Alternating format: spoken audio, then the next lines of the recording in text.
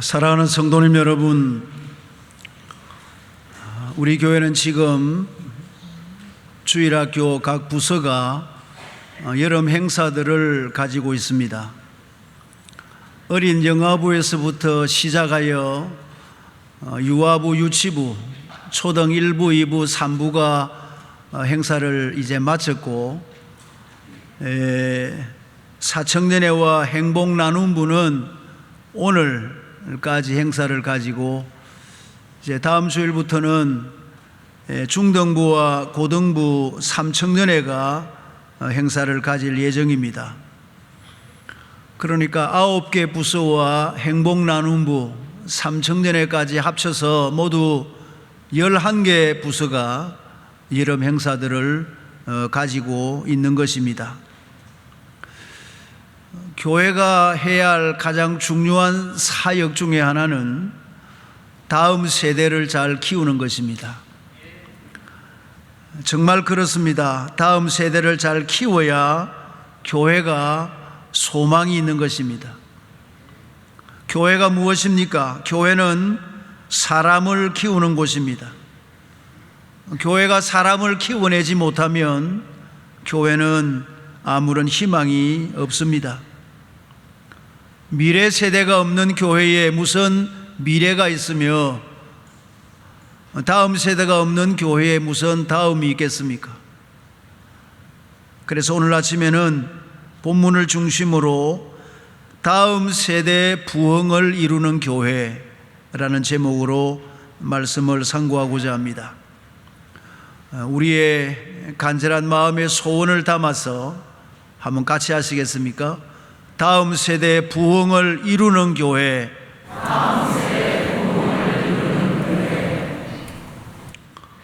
오늘 읽은 이 본문의 말씀은 이스라엘 민족사에 있어서 매우 중요한 내용입니다. 하나님께서는 아브라함을 선택해서 한 민족을 이루시기 위해서 갈대아 우르에 살고 있던 그를 가나안 땅에 들어와서 살게 하셨습니다. 그의 손자 야곱 때에 이 이스라엘 민족을 큰 민족으로 만드시기 위해서 하나님께서는 애굽에 내려가서 살도록 그렇게 하셨습니다.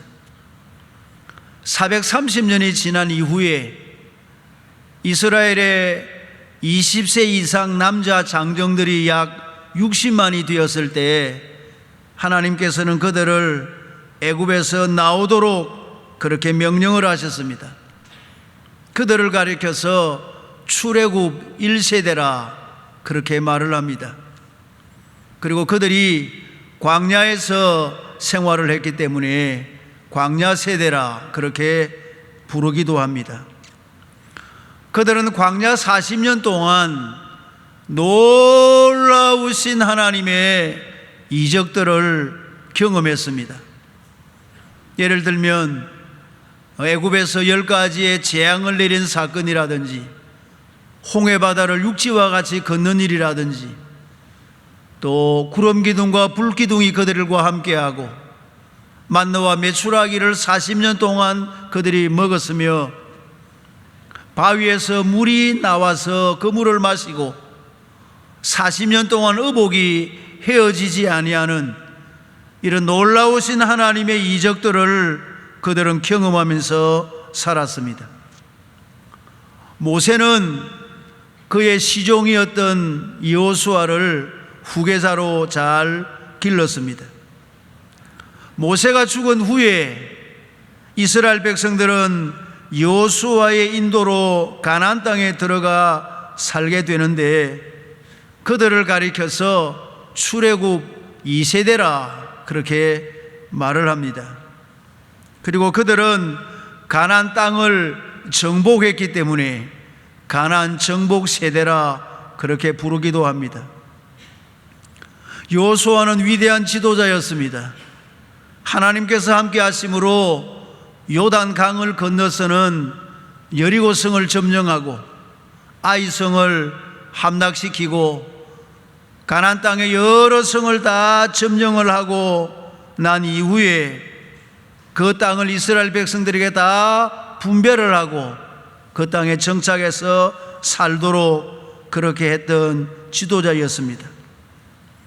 만은 한 가지 아쉬운 것은 그는 그의 후계자를 세우지 않았다 하는 것입니다.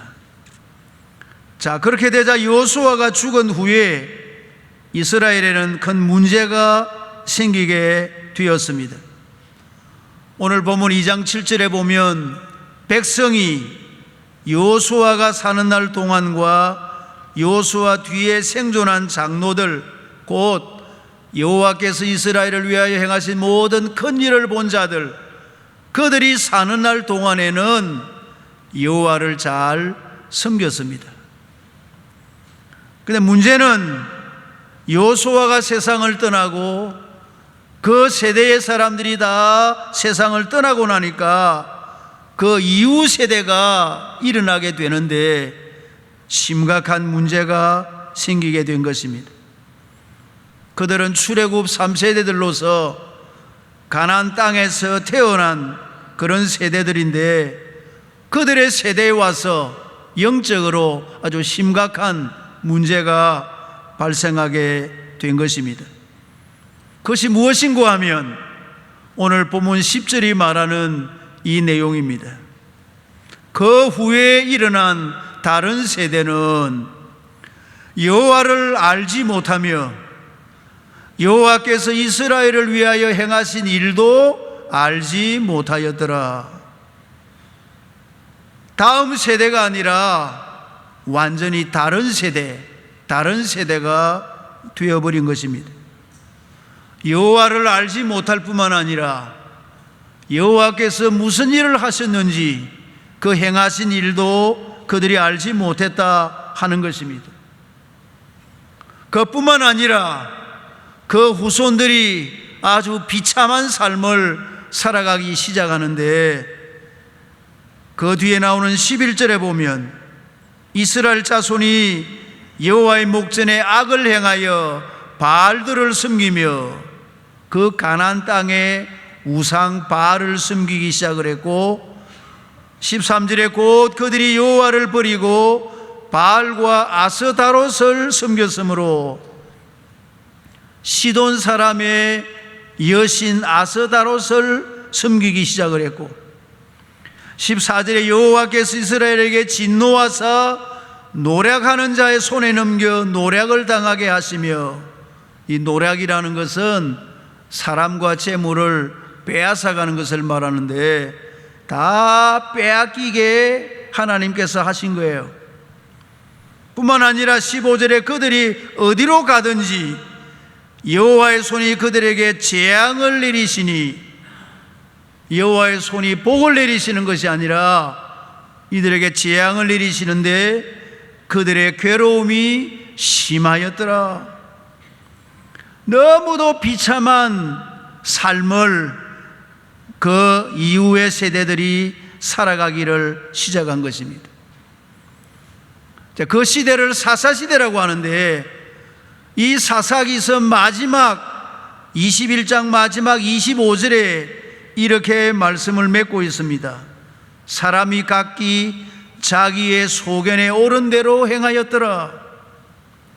다 사람들이 하나님을 다 버리고 자기 소견에 옳은 대로 그들이 살았다 하는 그런 말씀입니다. 성도님 여러분, 우리가 걱정하는 것이 바로 이것입니다. 지금 우리 세대는 이렇게 열심을 내어서 신앙생활하고 주일마다 모여서 예배를 드리고 정말 하나님 앞에서 열심히 신앙생활을 잘하고 있지만 우리의 다음 세대가 과연 어떠할까? 이들이 과연 우리만큼 열심으로 신앙생활을 잘할까 하는 것이 우리가 가지고 있는 염려입니다. 사랑하는 성도님 여러분이여, 우리의 다음 세대가 영적으로 부흥하는 세대가 되려면 과연 어떻게 해야 할까? 우리가 과연 어떻게 해야 할까 하는 것입니다. 우리의 다음 세대가 영적으로 부흥하는 세대가 되려면 어떻게 해야 될까? 첫째는 가정에서 신앙 교육을 잘 하셔야 한다는 것입니다. 한번 같이 하십시다. 가정에서 신앙 교육을 잘 하셔야 합니다.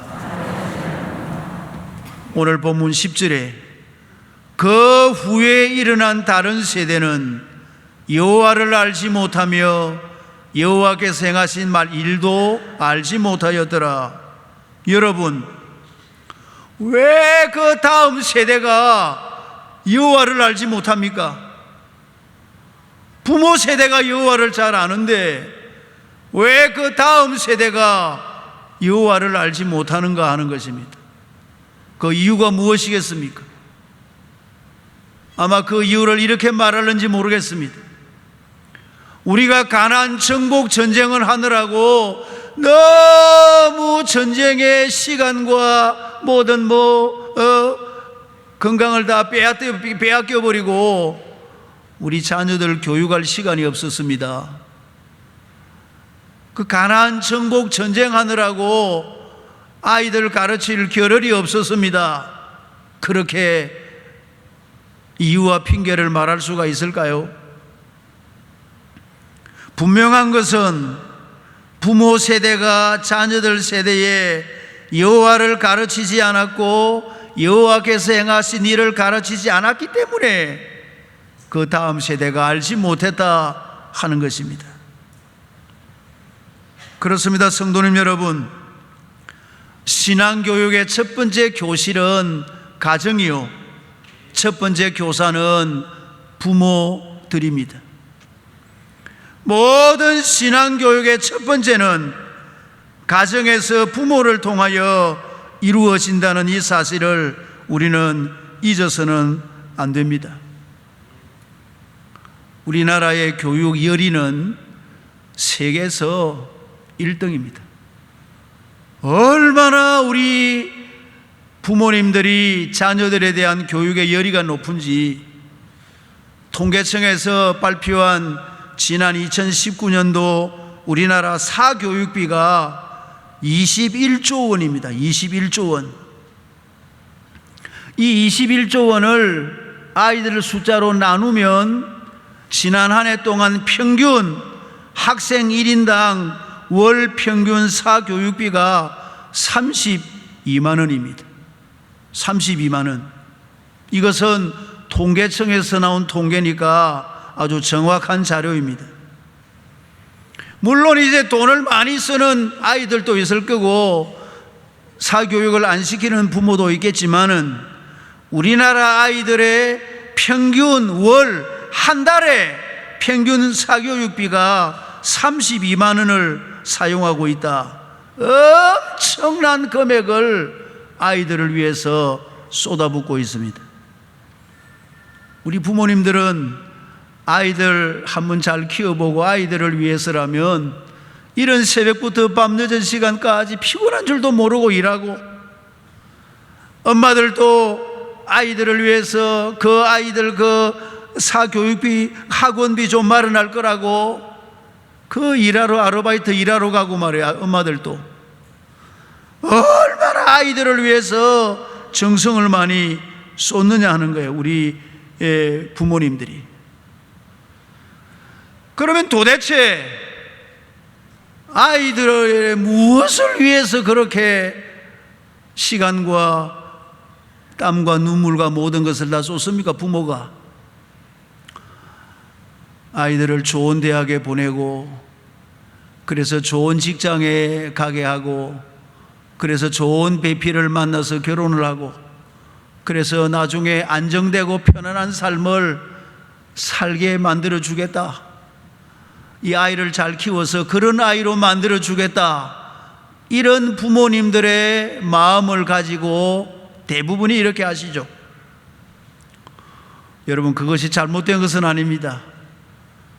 우리 자녀들이 그렇게 세상에서 안정되게 삶을 살아간다는 것이 얼마나 좋은 일입니까? 근데 이제 문제는 이 세상의 기준 때문에 신앙교육이 뒷전이 되고 있는 것입니다. 성도들 가정의 자녀들 중에도 주일에 예배당에 오지 않고 학원에 공부하러 가는 아이들이 있고, 학원에 공부하러 보내는 부모님들도 있고, 그래서 신앙교육이 뒷전으로 밀려나 있다는 것입니다. 사랑하는 부모님 여러분, 사랑하는 할아버지 할머니 여러분, 여러분의 가정에 예배가 살아 있습니까? 여러분의 가정에 신앙교육이 지금 이루어지고 있습니까? 여러분의 가정에 찬송과 기도의 소리가 울려 퍼지고 있습니까? 하나님은 우리에게 분명히 이렇게 말씀했습니다. 잠언 22장에 마땅히 행할 길을 아이에게 가르치라. 그리하면 늙어도 그것을 떠나지 아니하리라. 어린아이에게 마땅히 행할 길을, 마땅히 하나님 섬겨야 할 이 길을 먼저 아이들에게 가르치라 하는 것입니다. 잠언 9장 10절에도 보면 여호와를 경외하는 것이 지혜의 근본이요 거룩하신 자를 아는 것이 명철이니라. 세상의 학문을 가르치는 것이 지혜의 근본이 아니에요. 그것이 명철이 아닙니다. 여호와를 경외하는 것이, 거룩하신 하나님을 아는 것이 여러분 지혜와 명철의 근본임을 믿으시면 아멘 하십시다. 우리가 우리 자녀들을 신앙으로 정말 잘 길러야 되겠다는 확실한 각오와 결단을 우리 부모들이 가지셔야 됩니다. 그냥 의형무형 놔두면 안 됩니다. 오늘 본문에 나오는 여호수아, 훌륭한 지도자이지만은 여호수아도 좀 마음에 안 드는 것이 있어요. 왜냐하면 이분이 마지막에 세상을 떠나면서 유언을 하면서 유언을 이렇게 말했다는 거예요. 어떻게? 여호수아 24장에 보면 만일 여호와를 섬기는 것이 너희에게 좋지 않게 보이거든, 여호와를 섬기는 것이 너희에게 좋지 않게 보이거든, 너희 조상들이 강 저쪽에서 섬기던 신들을 섬기든지, 너희가 거주하는 땅에 있는 아모리 족속의 신을 섬기든지, 너희가 섬길 자를 오늘 너희가 택해라. 오직 나와 내 집은 여호와를 섬기겠노라. 이렇게 말했다는 거예요. 여러분, 이렇게 말해가 됩니까? 여호와를 섬기는 것이 좋지 않게 보이면 너가 마음대로 해라. 하나님 섬기든지 말든지 우상 섬기든지. 여호수아가 이렇게 말해가 됩니까? 나와 내 집만 여호와를 섬기고 너는 마음대로 해라. 이래가 말해가 됩니까? 제가 나중에 천국 가서 여호수아 만나기가 좀 얼굴이 뜨겁겠습니다만은 여호수아가 이렇게 말했다는 거예요. 여러분, 이렇게 말하지 않고 어떻게 해야 됩니까? 너희는 반드시 여호와를 섬겨야 된다. 다른 어떤 신을 섬기면 안 된다. 오직 여호와만 섬겨야 된다. 여러분, 이래야 되지 않습니까? 이요 아니요? 이요 아니요? 이요. 그렇게 해야 되죠. 여호수아가 단호하게 이렇게 말씀하지 않았다는 거예요. 여러분, 신앙교육은 어릴 때부터 분명하게 단호하게 시켜야 됩니다. 이 신앙교육은 네가 마음에 들면 신앙교육하고 마음에 안 들면 뭐 나중에 하고 이렇게 가르칠 것이 아닙니다. 여러분, 신앙교육은 어릴 때부터 분명하게 그렇게 시키셔야 됩니다. 아멘. 하나님께서 우리에게 자녀를 맡겨주시고 우리 가정에 손자 손녀를 주었는데 하나님께서 제일 원하는 것이 뭐겠습니까? 이 생명의 주인이 하나님인데 하나님 제일 잘 섬기도록 가르치기, 그거 하나만 하면 하신 일 다 한 거예요. 공부 잘하고 못하고, 여러분 언제 하나님께서 그 아이 공부 잘하라고 시키라고 가르쳤습니까? 그 아이가 뭐 얼마나 똑똑하라고 가르쳤습니까? 말씀했습니까? 하나님 잘 섬기게 하는 그것이 우리 부모와 할아버지가 해야 될 가장 중요한 사명입니다. 아멘 합시다. 그런 의미에서 우리가 자녀들에게 신앙의 본을 보이셔야 됩니다. 예배는 우리 아버지처럼 드려야 돼. 주일은 우리 어머니처럼 지켜야 돼. 철저하게 주일을 저렇게 지켜야 돼.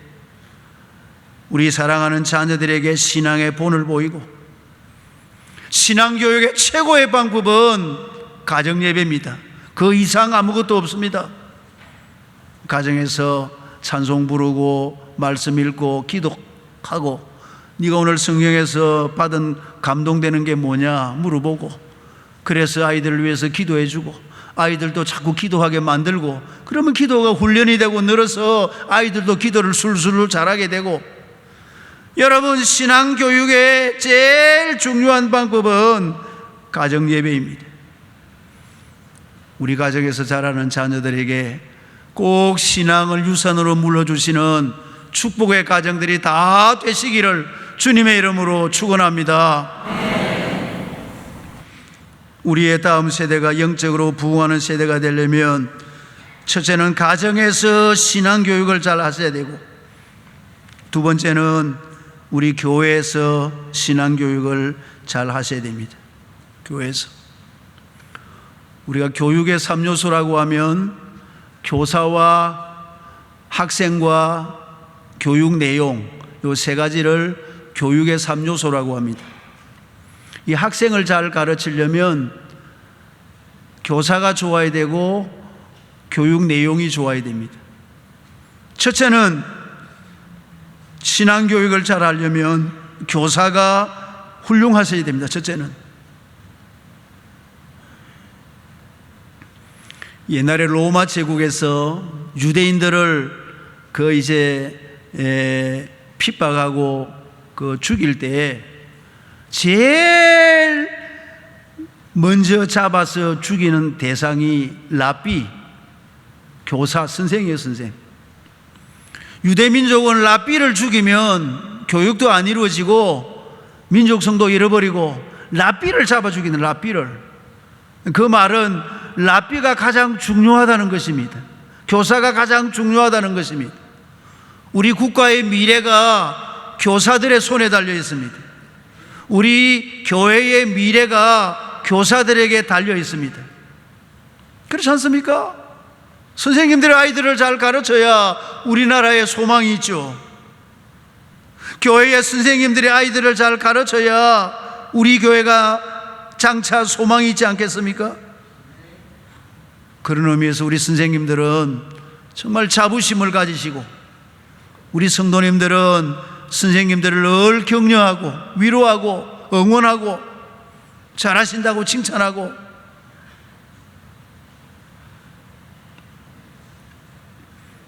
그래서 이번에 저희 교역자들이 의논을 해서 9월 달부터 우리 교회 새로이 교사대학을 새로이 시작을 하려고 계획을 하고 있습니다. 우리 선생님들을 좀 더 이제 교육하는 과정이 필요하겠다 해서 2년 4학기로 해서 이제 교육을 하려고 준비하고 있는데, 교사대학을 준비하고 있는데, 이번 9월 달부터 제1학기 교사대학 제1학기는 모두 8과목으로 지금 저희 교육자들이 준비를 하고 있습니다. 교육 구약 개관, 구약은 어떻게 쓰여 있는 책인가, 모세오경 1, 모세오경 2, 역사서, 여호수아, 사사기, 룻기에서 쭉 나오는 역사서는 어떤 책인가, 그리고 교사의 소명, 교사의 성품, 교사는 어떤 성품을 가져야 되며, 교사의 자기관리, 교사는 어떻게 자기 자신을 관리해야 아이들에게 존경받는 교사가 될 수 있는가, 교사의 대화법, 어떻게 아이들과 대화할 것인가, 이런 이론과 실제적인 내용을 이제 지금 교사대학에서 1학기에 공부를 하려고 준비를 하고 있습니다. 우리 선생님들도 다 참여해 주시고, 우리 성도님들께서도 관심 있는 분들은 오셔서 여기에 참여해 주시면 좋겠습니다. 자세한 내용은 다음에 안내를 드리겠습니다만은, 이렇게 신앙교육이 잘 이루어지려면 첫째는 교사가 훌륭하셔야 됩니다. 교사가. 그리고 두 번째는 교육 내용이 좋아야 됩니다. 다시 말하면 교육 내용과 교육 시설과 교육의 환경이 좋으면 훨씬 더 교육의 효과가 나타나게 되는 것입니다. 우리가 가지고 있는 교육 내용은 우리 교단에서 우수한 지필진들이 만든 그 교재를 사용하고 있기 때문에 교육 내용은 아주 우수한 내용입니다. 이제 우리 교회가 이 교육을 잘 할 수 있도록 교육 시설과 교육 환경을 잘 보완을 해서 교육의 효과가 나타나도록 그렇게 해야 된다 하는 것입니다. 우리 성도님들께서 오고 가시면서 보시면 우리 예배당 건너편에서 한 동네가 이제 황량하게 이제 그냥 집도 없이 벌판이 되어 있습니다. 저기에 5,000세대의 엄청난 아파트가 2024년까지 들어옵니다. 우리 예배당 맞은편 쪽에 이게 쌍용이 450세대를 짓고 있는데 2012년에 완공할 예정이고, 저 위쪽에는 2024년에 완공할 예정인데, 저 5,000세대가 그냥 아파트가 정말 숲처럼 우리 예배당을 둘러쌀 것입니다. 그때가 되면 많은 사람들이 우리 예배당을 찾아올 것입니다. 물론 본교회 가는 사람도 있겠지만은 가까운 우리 교회에 찾아오는 분들도 있을 것이고, 우리 교회에서 신앙생활을 하려는 분들이 많이 계실 것입니다. 그래서 우리 교회가 앞날을 내다보고 미리미리 준비하는 것이 좋지 않겠는가 해서 다음 세대를 위한 연구위원회를 만들어서 연구를 하던 중에 3주일 전에도 이제 교회 앞에 공청회를 했습니다마는 크게 두 가지 내용을 이제 저희 교회가 준비를 하려고 합니다. 하나는 주일학교 부서별 문화공간, 그리고 놀이시설.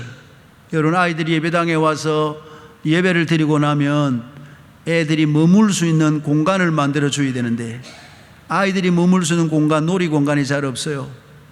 그러니까 아이들이 막 온 동네를 쏘다니는 겁니다. 부모들은 막 아이 찾는다고 막 고생하고.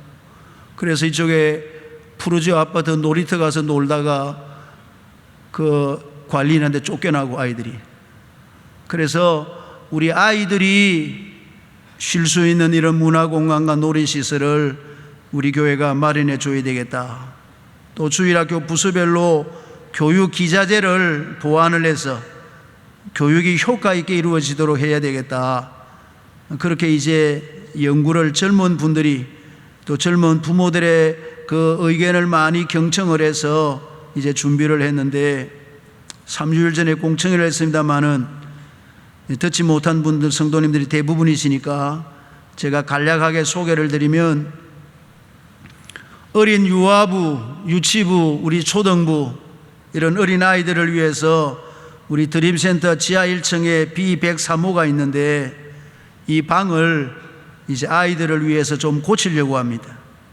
예를 들면 거기에 키즈랜드를 설치를 해서 아이들이 이렇게 자유롭게 좀 뛰놀 수 있는 공간도 만들고, 또 거기에 정글짐이라는 것을 넣어서 또 조금 큰 애들이 또 놀 수 있는 것도 하고, 또 여기에 암벽 타기 이런 것도 만들어서, 하여튼 이 어린 아이들이 예배를 마치고 와서 자기들끼리 놀고 부모님들과 함께 시간을 보내는 이런 시설을 좀 만들어 줘야 되겠다, 그렇게 계획을 세우고 있습니다.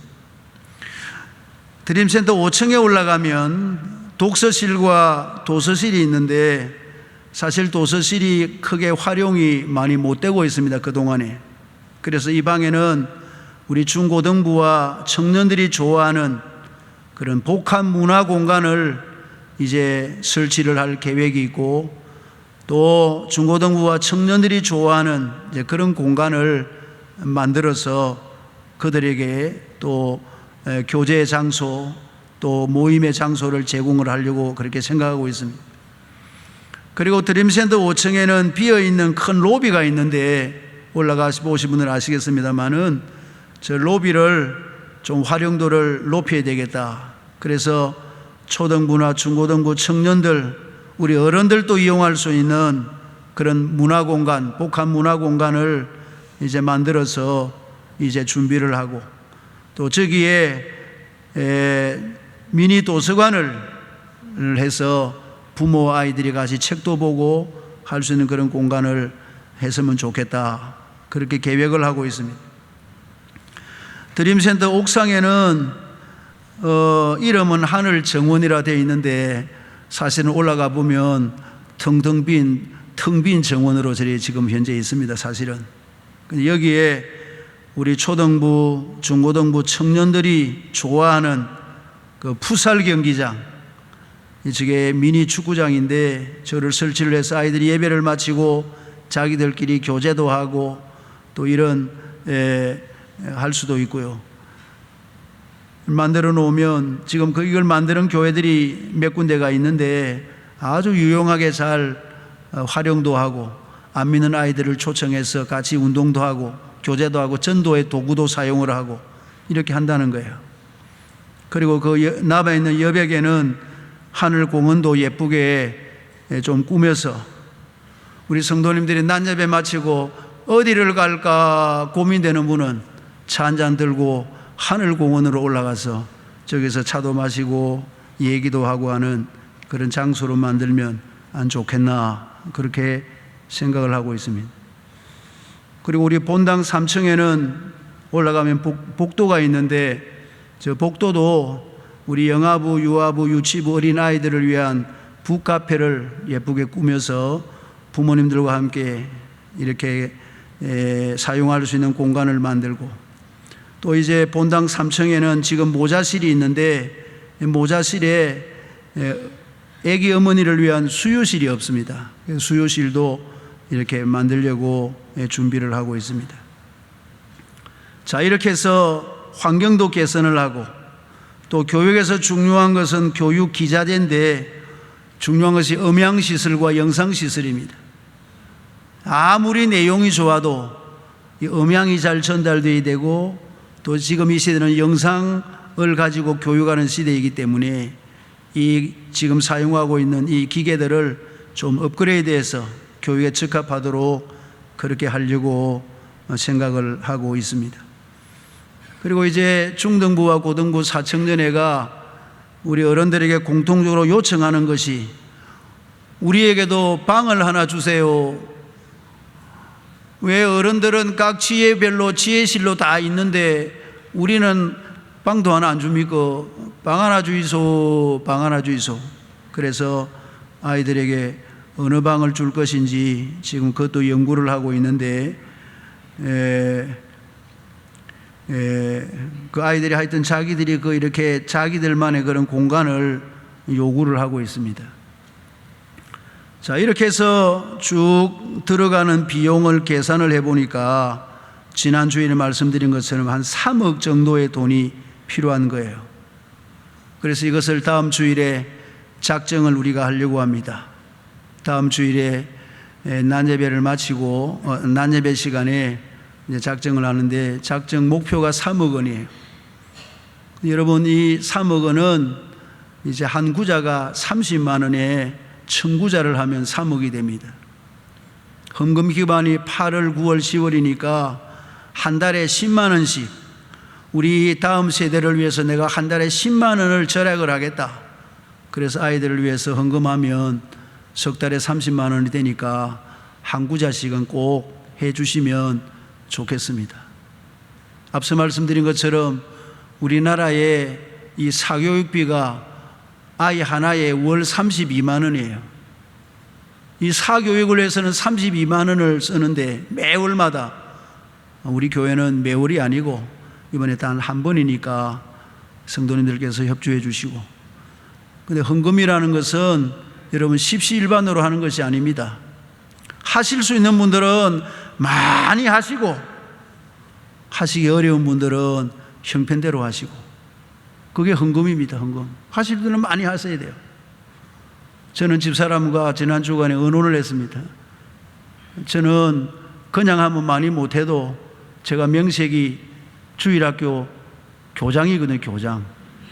그래서 교장은 많이 해야 안 되나, 그래서 저는 33구자 1,000만 원을 하기로 했습니다. 그래서 제 한 구자에 헌금 못하시는 분 32분의 것을 대신해서 제가 해드립니다. 그렇게 하실 수 있는 분들은 많이 하셔가지고 못하시는 분들을 위해서 도와주시고, 또 굉장히 좀 어려운 분들은 절대 부담 갖지 마시고, 오늘 이 설교를 마치고 집에 갈 때 보니까 인사를 잘 안 하고 가더라고요. 절대 그럴 필요 없습니다. 얼굴도 잘 안 맞춰주시려고 하고, 절대 그럴 필요 없습니다. 형편대로 하시면 돼요. 형편대로 하시면 됩니다. 절대 부담 갖지 마세요. 하실 수 있는 분들은 다른 분을 위해서 많이 해주시고, 형편이 안 되시는 분들은 형편대로 하시면 되니까, 여러분 절대 이런 일에 마음의 부담을 가지시면 안 됩니다. 감사한 것은 우리 교회 연로하신 이연희 집사님이 계시는데, 이 집사님이 지난주에 그 새벽 기도 시간에 우리 교회 1호로 이 한구자 30만 원 헌금을 하신 거예요. 그 제가 아까 입구에서 인사하다 보니까 오셔서 너무 감사합니다 하니까, 목사님 제가 지금은 한구자 있는데 나중에 형편되면 더 할 끼미도 그러더라고요. 할머니 혼자 사시는 분이 그렇게 하셨어요. 너무 감사해요. 예. 아무튼 기쁨으로 참여해 주시면 정말 감사하겠습니다. 절대 부담 갖지 마시고요. 우리 속담에 미 빠진 독에 물을 붓지 말라, 이런 속담이 있습니다. 그러나 이 속담은 옳은 속담이 아닙니다. 미 빠진 독에 물을 부어야 됩니다. 여러분, 미 빠진 콩나물 시루에 물을 부어야 콩나물이 자라지, 물을 자꾸 부으면 콩나물 키울 때 물을 부으면 빠지지만은 그래도 콩나물이 자라는 것처럼 물을 밑 빠진 독에 물을 부어야 됩니다. 교회에서 애들 키우는 것은 밑 빠진 독에 물 붓는 것 같아요. 이야, 이래가 되겠나? 이래가 제대로 아이들이 바로 크겠나? 온갖 생각이 다 들지만은 그 아이들을 위해서 우리가 최선을 다하면 키우시는 분은 하나님이신 줄을 믿습니다.